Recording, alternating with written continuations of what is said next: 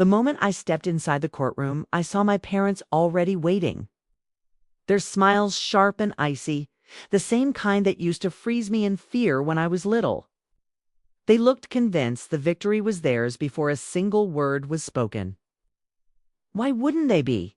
To the world, they were the dazzling witters from television, adored, admired, untouchable, while I was merely the daughter they discarded 2 decades earlier. But the rules of this game had changed. My grandfather, the only person who had ever truly cared for me, had passed away, leaving every cent of his billion-dollar fortune to me alone. Now, the very people who abandoned me at his doorstep were dragging me to court to take it back. Standing before the judge, I could feel my pulse beating so loud it seemed to echo off the marble walls. He lifted his gaze, studying me carefully. A flicker of recognition crossed his face, and then with a stunned tremor in his voice, he said, "Wait, you're her." The silence that followed was deafening. My parents' polished confidence fractured as the truth they'd buried for years began to surface. I was only 5 the day they vanished from my world. The Santa Barbara sun was merciless that afternoon, blazing, relentless, scorching everything except the hollow chill inside me. My mother, Victoria, crouched in front of me, her white summer dress fluttering, the scent of lilac clinging to her like a lie. "Be good for Grandpa." "All right, sweetheart," she said, her forced smile trembling at the edges. Her lipstick looked too bright, her eyes too dry. My father, Charles, leaned against the car, drumming his fingers on the hood. "Vic, come on. We Unc LL missed the flight." "Flight?" I asked, grabbing her dress with my small hand. "Where are you going? Can I come?" For a heartbeat, she froze. "It's just a quick trip, darling. We Unc LB back soon." But even as a child, I caught the crack in her voice. She didn't hug me. Instead, she leaned close enough for her earrings to brush my cheek, kissing the air beside my face. Her heels clicked away like a clock ticking down. The car door slammed, tires crunched against gravel, and their silver convertible vanished behind the iron gates. I chased after it until my breath tore in my chest, until my legs gave up. The smell of dust and gasoline hung heavy in the air. I called out to them, but only the wind and faraway seagulls answered. Then a steady hand rested on my shoulder, firm, kind, familiar. Grandpa Henry knelt beside me, his presence quiet but solid. He never spoke in haste. His words always carried meaning. His gray eyes gentled as he brushed the dirt from my knees. "They don't understand what they've lost, my dear," he whispered, his voice trembling with sorrow and love. He paused, tilting my chin upward until our eyes met. "You'll never be unwanted again," he said softly, before lifting me into his arms as if I were weightless and carrying me back toward the mansion. My head rested on his shoulder, and the rhythm of his heartbeat steadied the fear still pulsing inside me. That was the first moment that felt safe all day. Later that night, I sat in the vast kitchen, my legs swinging above the tiled floor while he stood by the stove making cocoa himself. No staff, no formality, just him. "Extra marshmallows, right?" he asked, smiling faintly. I nodded, tears blurring my vision. When he tucked me into bed, the house seemed too large, too still. The slow, steady tick of the grandfather clock echoed like the footsteps of people who would never return. "Will they come back?" I whispered. He hesitated, then ran a gentle hand through my hair. "Some doors, my dear Emma, once closed, should remain shut." Before switching off the lamp, he added quietly, "You'll never have to chase love again. From now on, it lives right here." In the dim light, I clung to his hand and believed every word. That was the night I stopped waiting for my parents and started belonging to someone who truly stayed. Life with Grandpa Henry bore no resemblance to the movies about billionaires. His estate perched on the cliffs of Santa Barbara, gazing out over the Pacific like a silent sentinel. Inside, though, there were no lavish galas or servants bustling about. The rhythm of the house was calm, precise, and filled with meaning. Every morning at 6, his gentle knock woke me. "Up, Emma. The world doesn't wait for those who linger," he'd remind me. I would shuffle to the kitchen where he sat already with black coffee and the morning paper spread wide. "Read this," he'd say, tapping a headline. "Then tell me what they're not telling us." At first I barely understood. A little girl trying to finish her breakfast. But over time, his lesson unfolded. Never believe a story just because it's printed. Truth, he said, hides beneath the surface, waiting for those who dare to dig for it. He was the founder of Witmore Industries, a vast network of shipping and logistics that tied nations together. Yet to him, integrity always outweighed wealth. Money, he'd often say, is like salt water. The more you drink, the thirstier you become. So make sure what you crave is worth it. I watched the world bend toward him. Politicians eager for his handshake, lawyers seeking his wisdom, employees driven not to disappoint. He ruled with fairness, never cruelty, his authority quiet but absolute. When I turned 10, he finally brought me to his office. The glass towers downtown shimmered under the fading light, glowing like the future he was preparing me to inherit. Inside the building, every person greeted him with quiet respect and me with cautious curiosity. "This is my granddaughter," he announced, pride in his tone. "Someday she'll ask tougher questions than any of you." His hand rested gently on my shoulder, and I smiled, shy but certain. He wasn't preparing me to inherit power. He was teaching me how to see the truth beneath appearances. Every weekend we'd drive to the community center he'd built, while other tycoons sent checks and posed for cameras. Grandpa stayed for hours, kneeling beside children as they learned to read or showing teenagers how to manage their first savings. "Power means nothing," he often whispered, "if you use it only to stand above others." When I turned 16, I saw my parents' faces again, glowing on a television screen. They were laughing on a Los Angeles red carpet, promoting a new reality show about redemption. My hands tightened around the remote until my knuckles turned white. Grandpa came in quietly, his eyes following the flickering image. "Do you miss them?" he asked. The truth trembled on my lips, but what came out was softer. "Not anymore." He gave a slow nod. "Good. Missing those who left is like staring at closed doors. You'll miss the ones still open." That night he handed me a small worn journal bound in brown leather. "For your truth," he said. "One day the world will try to change it. Don't let them." I had no idea then that this book would become my shield. The evidence that would one day protect me when my parents tried to erase me in court. The morning he passed away, the world felt unsteady. The air hung still, the sea below the cliffs to calm. I found him in his study, his head bowed over his desk, glasses still perched above an open page. The final line he'd written read, "Truth in the wrong hands turns to poison." I didn't cry at first. I just stood frozen, staring at the man who had filled every void in my life. Then the grief broke through, sharp and relentless. His funeral gathered the city's elite, magnates, judges, even ex-presidents, all eager to be seen honoring Henry Witmore, the man who built an empire on integrity. But I wanted none of that. I just wanted one more hour with him, one more of his lessons, one more warm cup of cocoa on a rainy evening, and then I saw them. My parents stood near the front, dressed in sleek black faces hidden behind designer sunglasses. My mother Victoria dabbed her eyes with a lace handkerchief, her tears as artificial as her smile. My father Charles looked detached, impatient, like the service was keeping him from something better. When the ceremony ended, they came toward me, the first time in 22 years. "Emma," my mother said softly, tilting her head, "you've grown so much." I took a step back, meeting her painted face with a steady gaze. "You remembered my name." Her smile faltered for a second before she forced it back. "We're family," she said lightly. "We should reconnect, family," I repeated, the word tasting bitter. "You left me with him like I was baggage too heavy to keep." Charles' expression hardened, his jaw clenching. "You always did have a flair for drama."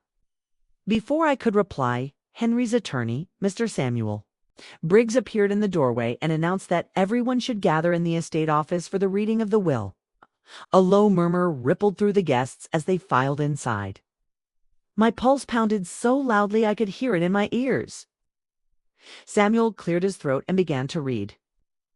The late Judge Henry Witmore leaves all properties, including the Witmore residence, corporate assets, and financial holdings, to his granddaughter, Emma Witmore. The silence that followed was absolute. My mother gasped audibly. "That's not possible," she stammered. Charles slammed his hand on the polished table. He was old. He wasn't in his right mind. But Samuel didn't waver. He also left a written message for his son and daughter-in-law. He said, his tone steady. It reads, "Those who abandon truth for comfort have already surrendered their inheritance." Victoria's lips trembled. "He can't do this. We're his children." Samuel met her eyes without flinching. "He already gave you everything that mattered. A chance to be decent. You chose to waste it." I stood motionless, my fingers gripping the table's edge until they arced. For the first time, I saw my parents stripped bare, their polish gone, their charm unraveling in front of everyone. When the crowd began to drift away, my mother turned toward me, her voice low and venomous. "You'll regret this, Emma. You don't deserve a single piece of what he built." I met her stare evenly. "Neither do you." Outside, the wind roared through the gates, scattering white petals from the funeral wreaths across the gravel.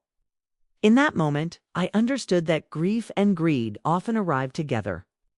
And in the whisper of the wind, I could almost hear Grandpa's voice. "Stand tall, Emma. The truth always reaches back." It began again a week later with a thick white envelope waiting on my doorstep. No sender, just my name written in bold, unmistakable handwriting. Emma Witmore.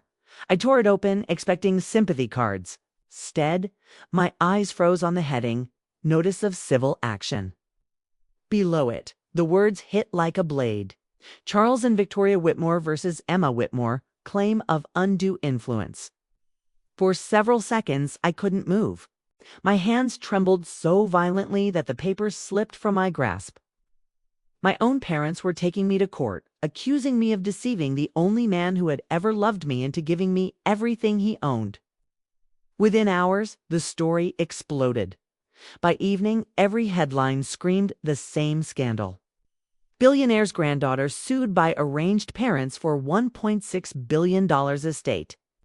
Paparazzi swarmed outside the gates, camera flashes slicing through the dark like bursts of lightning. Early the next morning, my attorney Robert Hayes called. His voice carried that practiced calm only years in chaos could teach. "Emma, they're moving quickly. The filing's in Los Angeles County. Your father still has friends there." "Of course he does," I muttered. He always had power, just never the kind that counted. Later that day, I met Robert in his downtown office. He pushed a stack of documents across the desk. "They're alleging you cut off your grandfather's visitors, interfered with his medical care, and pressured him to change his will." A sharp laugh escaped me. Controlled access. He was protecting me from them, not the other way around. Robert exhaled slowly. "I've handled ugly estate disputes, but parents suing their own daughter, that's a first." "They're not my parents," I said, my voice barely above a whisper. "They're strangers tied to me by DNA. Still, my thoughts drifted to Grandpa's final weeks. The soft-spoken dinners, his weary smile, the tremor in his hand when he signed letters. Did he foresee this coming? Maybe that's why he left the journal. Maybe he knew I'd need it. 2 days later, as I left a cafe, a tabloid reporter lunged forward, cameras flashing. "Emma, did you manipulate your grandfather? Did you threaten him?" I stopped, faced the swarm, and replied steadily. "If loving the man who raised me counts as manipulation, then yes, I'm guilty." By the next morning, a blocked number lit up my phone. "Enjoying your fame." My mother's voice slid through the line like ice. "Why are you doing this?" I asked. "Because you took what's ours," she said coldly. "You stole our life. Now we'll take yours." Then the line went dead. That night I sat alone in the study where Grandpa once taught me how to read contracts. His photograph rested beside the familiar leather journal. I opened it, my fingers tracing his fading handwriting. When truth is tested, stand still. Let them strike. They'll only hurt themselves. I closed the book, drawing a slow breath. The fear remained, but beneath it, something stronger began to rise. Resolve. If they wanted a battle, they'd chosen the wrong Witmore. When the first hearing arrived, the sky hung heavy and bruised. Clouds pressing low over Los Angeles. Reporters crowded the courthouse steps, hungry for blood. I didn't know whose reputation would die that day, theirs or mine, but I was done running. The courtroom carried the faint scent of polished wood and unease. My parents occupied the plaintiff's table, perfectly posed for the flashing cameras. My mother immaculate in a black dress. My father crisp in a navy suit. They didn't look heartbroken. They looked rehearsed like actors mid-scene, performing vengeance for the crowd. As I entered, murmurs rippled through the room. "That's her, the granddaughter," someone whispered. My heels struck the marble with deliberate rhythm, though inside my palms trembled. Robert leaned toward me, his voice low and steady. "Stay composed, Emma. Let the facts do the talking." At the bench sat Judge Marcus Nolan, a man with silver hair and eyes that missed nothing. His presence dominated the room even before he spoke. When his gaze met mine, a strange flicker of recognition crossed his face. Surprise, maybe disbelief. He took off his glasses slowly. "Miss Witmore?" he asked, his tone unexpectedly gentle. "Step forward, please." My stomach tightened as I approached. The gallery fell silent. He studied me for several long seconds, then murmured almost to himself, "You're Henry Witmore's granddaughter." "Yes, Your Honor." A small nod, then a change in his expression. Something like respect. "I clerked for your grandfather once," he said quietly. "He told me if my granddaughter ever appears in your court, listen closely. She'll be telling the truth." Gasps swept through the spectators. Behind me, I could hear the crack in my mother's mask and the click of my father's clenched jaw. Judge Nolan straightened. "Proceed," he said, his calm voice now edged with conviction, the kind that warned everyone that honesty still had weight here. Their lawyer, Elliot Graves, rose with practiced confidence. "Your Honor," he began, silky, "this young woman isolated her elderly grandfather, interfered with his medical care, and coerced him into revising his will. We intend to prove deliberate fraud." Robert remained unruffled. "We look forward to refuting every falsehood, Your Honor." Graves turned, his smile sharp. "She seems remarkably composed for someone accused of stealing $1 billion. I met his stare, my voice clear and even. "Composure isn't guilt, Mr. Graves. It's faith in the truth." A low hum of approval rippled through the courtroom. The sound of an audience beginning to shift its allegiance. Even Judge Nolan's lips twitched. Not quite a smile, but close. Once testimony began, my parents' team threw everything they had. Distorted emails, clipped phrases from staff reports, fragments of old correspondence twisted out of context. Each time Robert met them hidden with clean records, precise timelines, and witnesses whose loyalty to my grandfather's integrity never wavered. But the most brutal blow came when my mother took the stand. Her trembling voice was flawless, every tear perfectly timed. "We only wanted to reconnect with our daughter," she said, pressing a tissue delicately to her cheek. "But Emma pushed us away. She cut us off from Dad. We're only trying to protect his legacy." Her testimony oozed pity, a performance honed to perfection. Yet all I could hear was Grandpa's warning whispering in my mind. Truth in the wrong hands turns to poison. Then it struck me. Poison only harms if you let it in, and I wasn't about to. By the second day, the trial felt more like war. Their attorney, Elliot Graves, strutted across the floor like it was a stage, waving papers and performing outrage for the cameras. But I hadn't come to act.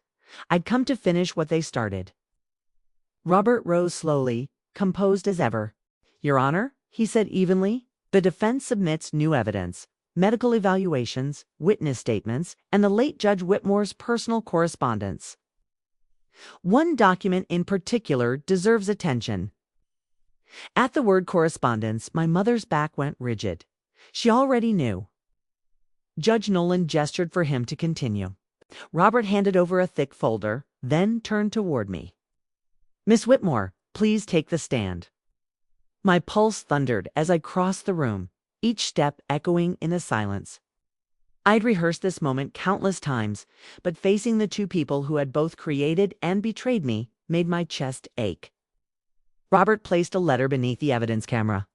My grandfather's familiar handwriting filled the screen, steady, elegant, undeniable. To my dearest Emma, it read, "You were never my duty. You were my choice. If you ever stand against those who left you behind, don't meet them with hate.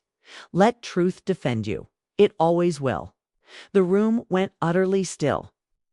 My mother's painted composure began to crumble.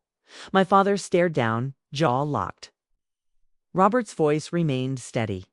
These letters spanned 10 years, each one affirming Judge Witmore's clear mind, affection, and conscious decision to leave his estate to his granddaughter. Elliot Graves shot to his feet. "Objection, Your Honor. These letters are nothing but emotional theatrics. They prove nothing of legal significance." "Overruled," Judge Nolan said, his voice sharp and final. "The deaden's intent is exactly what this court is here to determine. Continue, Mr. Hayes." Robert gave me a subtle nod. My signal. I reached into my bag and withdrew the leather journal Grandpa had gifted me on my 16th birthday. Its edges were frayed, the spine cracked, each page softened by years of turning. This, I said quietly, was my grandfather's personal diary. He wrote in it every night until the week he passed. Flipping to the final entry, I steadied my voice. The ink had faded slightly, but the handwriting was strong. "My son and his wife live for appearances. My granddaughter lives for truth. The estate must belong to her, not as a reward, but as protection. She carries my conscience where I no longer can." The silence that followed felt sacred, almost holy. Then my mother's composure shattered. "He was sick," she cried, leaping from her chair. "He didn't know what he was saying. She manipulated him." The gavel came down with a sharp crack. "Mrs. Witmore, sit down," Judge Nolan ordered. Her words bounced off the wooden walls and dissolved into nothing. I turned toward her, the woman who gave me life but never love, and spoke softly. "No one manipulated him, Mother. He just finally saw you for who you really are." For the first time in years, I felt the truth settle inside me like armor. I wasn't their pawn anymore. I was Henry Witmore's granddaughter. By the third day, time itself seemed to drag. Every cough, every whisper, every shifting chair echoed like thunder. I sat at the defense table, fingers locked tightly together, eyes forward. Across the aisle, my parents whispered frantically to their lawyer, their practiced confidence crumbling. Then the door opened. Judge Nolan entered, robes sweeping, his face unreadable. Instantly, the room stilled. He took his seat, adjusted the papers before him, and glanced at me. And for just a heartbeat, I thought I saw pride flicker in his eyes. "This court," he began, his voice calm but unyielding, "has examined all testimony, documents, and correspondence of the late Judge Henry Witmore. What stands before me is not evidence of coercion, but of greed, misplaced and deliberate." A low stir spread through the gallery. My father's jaw clenched. My mother's fingers trembled visibly. "The plaintiffs," Judge Nolan continued, "have failed to prove undue influence. On the contrary, the record shows clear intent, mental soundness, and deliberate judgment by the deceased." He paused, letting his words hang in the charged air. "Therefore, the court dismisses the plaintiff's claims in full. The will of Judge Witmore stands. The estate belongs to Miss Emma Witmore." For a single suspended heartbeat, the courtroom was utterly still. Then came the rush. Pens scratching, cameras flashing, reporters gasping for sound bites. I didn't move. My heartbeat thundered in my ears, drowning out everything else. Judge Nolan turned his gaze toward my parents. "Justice," he said evenly, "does not belong to blood. It belongs to truth." The words hit like a blow. My father sank into his chair, shoulders collapsing beneath invisible weight. My mother stared blankly at the floor, her lips parted but empty of words. The gavel struck once, a sharp final crack that sounded like the last shot of a long battle.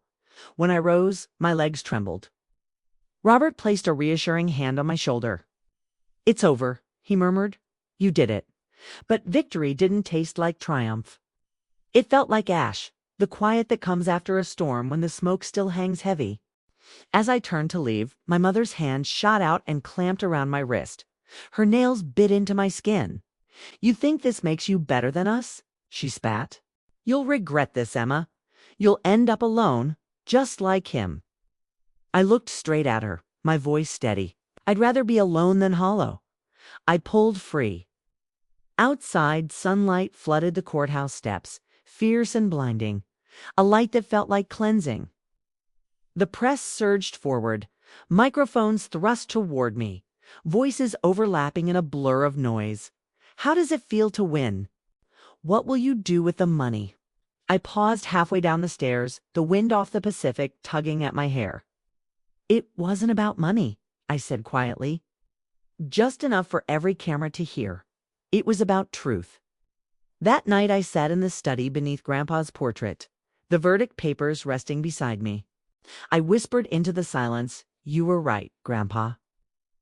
Truth really does have long arms." And today it finally reached back. Weeks drifted by after the ruling, but peace didn't come easy. The media frenzy faded. The headlines moved on. Yet the quiet that followed felt louder than ever. The estate was legally mine, the mansion on the cliffs, the companies, the fortune, but it all seemed hollow without him. The house felt more like a monument than a home. At night I wandered its long corridors, past oil portraits and echoing floors, and could almost hear his voice woven into the stillness.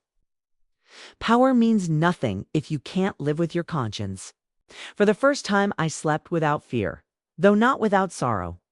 Then, one evening, as the sun bled into the Pacific and painted the horizon in deep red light, my phone rang. An unfamiliar number glowed on the screen. I hesitated before answering. "Hello?" A pause, then a voice, fragile, shaking. "Emma, it was my father," and for a moment I forgot how to breathe. The same man who had thundered accusations across a courtroom now spoke in a voice barely above a whisper. Fragile, almost breaking. I read the journal," he said, the words halting. "Your grandfather's entries?"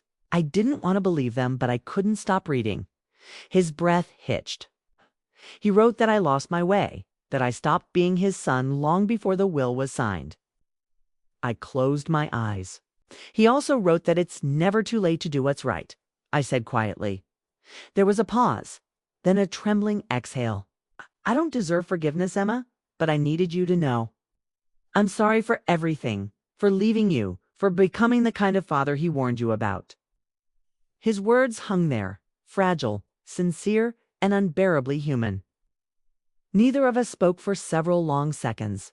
I gazed out the window at the garden, the one Grandpa had planted for Grandma so many years ago.